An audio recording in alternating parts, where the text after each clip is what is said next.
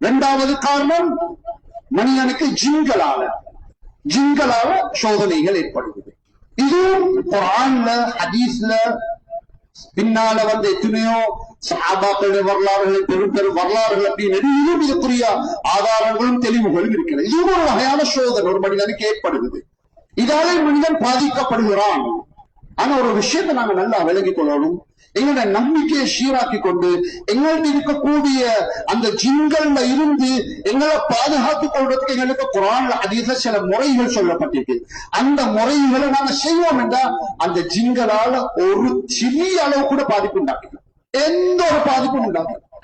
நாங்க பயப்படுறோம், நாங்க அதற்கு பயந்துட்டோம், அடிமையாகிறோம். ஏதோ தெரியாதனமா பயத்தின் காரணமா. என்ன பயம்? ஒரு பயம் கண்ணுக்கு விலகுது இல்ல, அதனால எங்களுக்கு பயம்.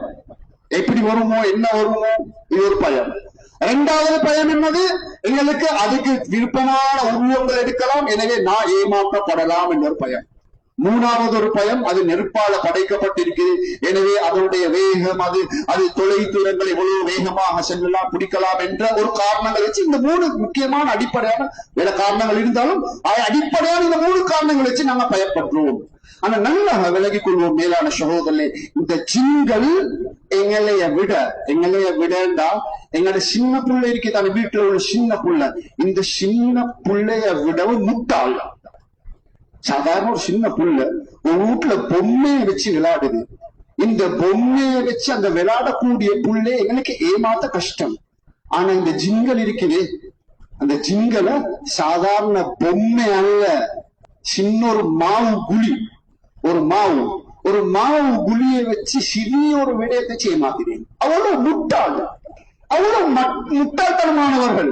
இவர்களைத்தான் நாங்க பயந்து கொண்டிருக்கிறோம். ஏன் பயப்படுறோம்?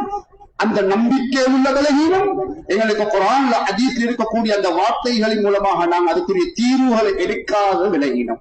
குர்ஆன்ல ஒரே ஒரு ஆயம், ஒரே ஒரு விடயம், ஒரே ஒரு வார்த்தை, இந்த அவ்வளவு ஜின்களும் கரெக்டா எந்த சக்தி வாய்ந்த ஜின்னாக இருந்தா, எவ்வளவு பயங்கரமானதா இருந்தா, ஒரு மனிதனுக்கு ஜின் இருக்குதா இல்லையா, தனக்கு ஏதாவது பாதிப்பு உண்டாகுதா இல்லையா, அதை பார்த்துக் கொள்ளவும் வேண்டும். தனக்கே பார்க்க பெரிய யாரும் போக தேவையில்லை.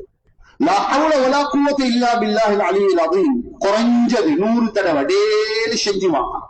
எனக்கு ஏதாவது ஒரு பாதிப்பு இருந்தா என் உடல்ல வித்தியாசத்தை காட்டும், எனக்கு வெளியிலிருந்து ஏதாவது பாதிப்பு இருந்தா அந்த பாதிப்புகளை காட்டும்.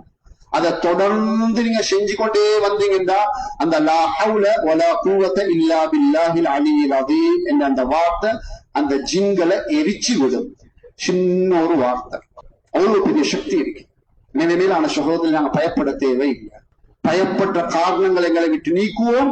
அல்லாஹ்வுடைய நம்பிக்கையை உறுதியாக்கிக் கொள்வோம். குர்ஆனிலும் ஹதீஸிலும் சொல்லக்கூடிய அந்த வழிமுறையை முன்னெடுப்போம். அந்த எல்லா வகையான ஜின்களை விட்டு எங்களை பாதுகாத்துக் கொள்ளலாம். இது எங்களை கண்ணுக்கு விளங்காத ஒரு விதத்தில் எங்களுக்கு வரக்கூடிய ஒரு சோதனை.